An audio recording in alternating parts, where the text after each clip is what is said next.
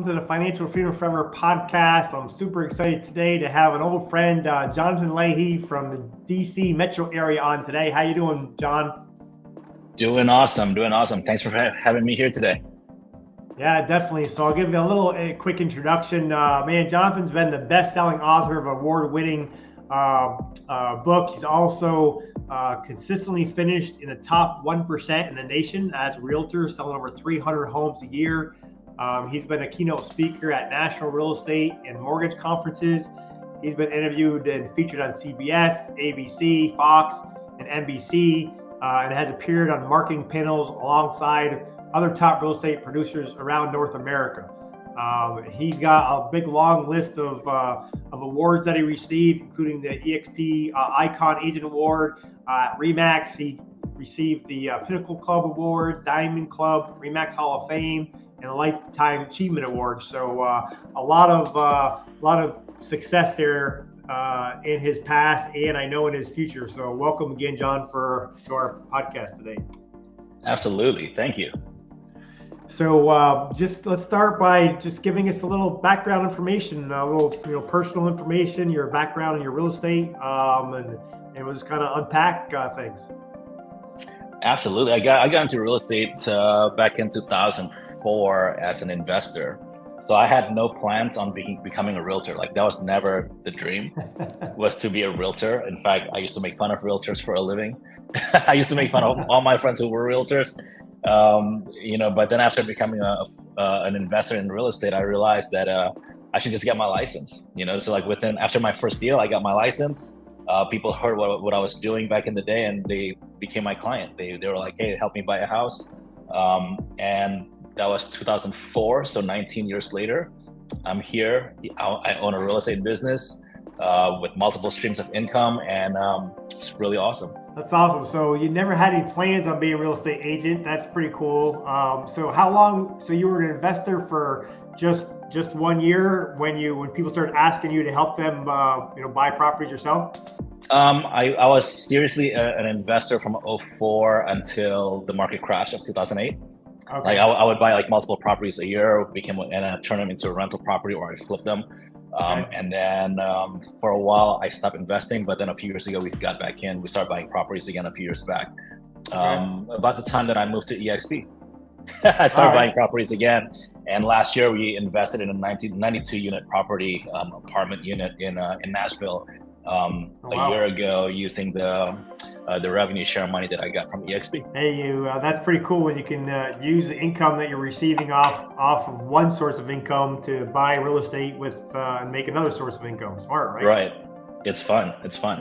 So I know you were a big dog at RE/MAX for many years. I mean, when did you start, and what was your team like? Kind of show us kind of your background of building your real estate business. Right. So it was when the market crashed in 2008. I was a solo agent, and in 2010 I decided to join RE/MAX, a RE/MAX brokerage that was local here. They were opening. They were giving deals out for agents to join the brokerage. So I joined the brokerage. My first year full time in real estate at RE/MAX, I think I sold maybe like 4 or 5 homes that year, and I decided to go full time. I was like, well, I can't survive with 4 or 5 homes. So I took the next step, which is I found myself a mentor or a coach. And I think that's how you and I met, through that same coaching program. And so, I went to a coaching program. I learned everything they taught me. And that helped, build kind of like what we have here. My team right now, locally, we have about 30 something agents around the country. We have over 100 agents in our network that's aligned with us. And and we have inside sales team, we have a listing coordinating team, we have a closing coordination team, we have a marketing team. So pretty much all of our agents, when they come join us, it's a plug and play. They get to focus on the one part of the business they enjoy, which is face-to-face interaction, meeting people and helping them, and they don't have to worry about generating leads. They don't have to worry about converting those leads into like appointments. We'll help them with the follow-up, and then we'll help them with the day-to-day like operating tasks, so they don't have to worry about paperwork and listing coordination, closing coordinating, and all that stuff. They can just focus on the client and the client experience. Yeah, so you got a real business, basically. It's a real business, yeah. Yeah, you're not fooling around. So 30 agents on your team now. Now, do you have an office location? Are you virtual or? We're all virtual, so we have 30 agents here locally in DC, Maryland, Virginia. We're like a tri-state area. We work out of Regis locations. We have memberships at different like we have a place called Tower Club. So I work out of Tower Club. And then we also work at the Regis locations that are nearby. And I just tell my inside sales agent, hey, whenever you're scheduling an appointment for us, schedule it. Just pull up the Regis website and find out a location that's nearby and just book it there. No, that makes sense. Now, did you have office space when you were at RE/MAX? I did. So we actually had a beautiful space that nobody worked out of. All of my agents, I think out of like, at the time we had 20 agents. We had, a couple of teams that work out of my RE/MAX office, and on a daily basis, it would be me, maybe the broker of record, which was not me. I hired a broker to help me run the company. Right. It would be like one of my business partners would be in the office, but none of us were selling. And then like people will come in here and there, but that's it. So nobody actually worked out in the office. We had a beautiful meeting space that they don't even use to meet clients in. So pretty much it was just my glorious, luxurious office that I used for myself. And one of the big things about, moving over to EXP was I was able to close that location down. And I saved like 6 figures a year from like just operating expenses that I used to have at the old company. So that was pretty sweet. So you save 6 figures a year just by being able to work at the Regis offices, and it's closer to your agents anyway, depending on where they're meeting the client, right? Exactly. It's more convenient, and it saves us money. Yeah, I mean, what can you do with an extra $100,000? I can tell you what you can do with that. There's a lot you can do, right? Invest in more properties, do more networking, more investing in your business, etc. Yeah. Right. Or go on trips. Yeah, that's right. Throw in a couple of vacations in there too, right? Yeah. So how many agents did you have well, they weren't using the office, but how many agents did you have on your team before moving over to EXP?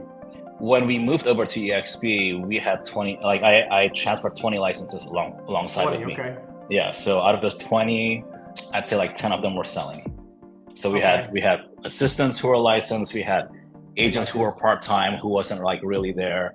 But we transferred 20 licenses over to EXP, and then within that, this is like our second year with EXP where we're with. Now we have like 100 agents, and that's aligned with us. Yeah, in your organization. That's pretty fantastic growth. I mean, as an individual agent and a team leader in the older model that you were with it for what, a decade or more.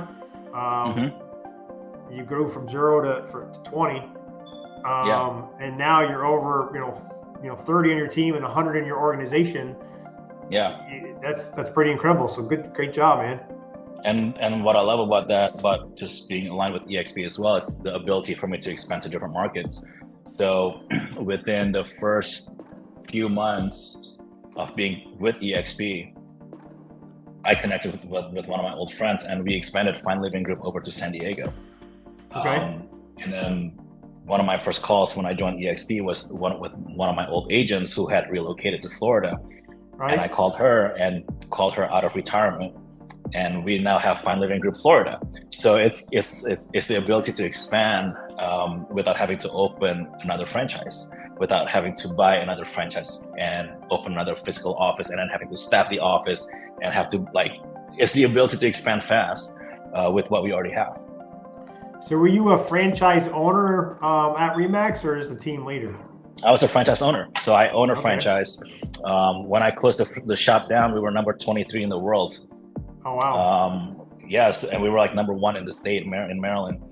So people thought we were crazy for switching over, but I was like, no, we see the vision. At the time EXP only had like 30,000 agents when I joined 2 years ago. And now we're like close to 90,000 or even over 90,000 agents. So just like the exponential growth it's good to see that the company I'm at, not the company that I'm looking at, right? It's good to be on the right side. Seeing the growth where I am. So that was pretty awesome. That's pretty awesome. Yeah, fantastic. So I don't know if it's something that you can share or not, but I was always wondering, if I wanted to buy a RE/MAX franchise, I mean, what's the kind of cost for something like that? I mean, you don't have to give us exact numbers, but and if you wanted to go from DC to Florida like you are now. Yeah. And I know it didn't cost you anything. What would it cost for someone to be able to do something like that? See, I don't know what the cost is right now. I can tell you what it used to be. And so you have to, the main cost is not the upfront cost of buying the franchise. It's buying the franchise, and then you have to get an office, and then you have to make sure your office is ready. And then you have to staff the office, and then you have to make sure there's a copier and a phone line and internet and all. And then the part that gets you is for every franchise that you own with that company, they have a minimum agent count that they will charge you for. So there's a monthly agent cost per person and a minimum. So whether you recruit that minimum or you don't have the minimum, you have to pay the minimum count. And that's where it gets you. And so like me, we were paying a lot of money basically with how much we were paying upstream on the agent cost per person and the minimum agent count. When we closed down the shop, I think our minimum agent count was anywhere between 25 to 30 minimum. So we were paying a minimum of 30 agents times $234 a month. Whether there's an agent or not in that seat, we had to pay it. If there's an agent in that seat, the agent pays it. You know what I mean? So that's where it gets. That's where a lot of people who's buying the franchise, it's not just the upfront cost to buy the franchise, it's the commitment on the agent count and then maintaining the agent count. And Andre, you and I know it's not about the recruiting, it's about the recruiting and then actually retaining the agents, right? Yeah. So it's like one day you'll have 25, the next day the whole team left. And so we've seen that before when I owned that franchise before.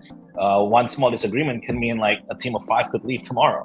And then you're back down to like below the minimum count. And so that's one of the reasons we look into this, the EXP model. I'm like, there's gotta be a better way where I can pour out my heart and soul and help other people grow. And we're actually aligned financially for the long run. Audio Jungle.